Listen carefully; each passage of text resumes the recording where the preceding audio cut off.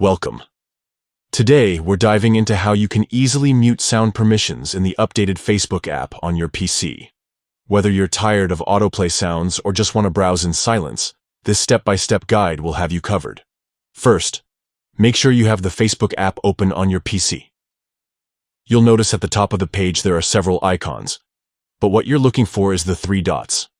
Click on these three dots to bring up more options within the app. From the menu that appears, find and click on App Info. This is where you can get a closer look at how the app is set up and make adjustments to your preferences. Once you're in the App Info section, go ahead and enter into Settings. This is your main area for customizing how Facebook works on your computer. Within Settings, you'll see a variety of options, but what you want is more settings and permissions. Click on that, and you'll be taken to a section specifically designed for fine-tuning different app permissions and access. Now, look for the section labeled Sound. This is where Facebook gives you control over the sound permissions for the app. Next to the sound option, you'll see choices that let you either keep the sound on or mute it.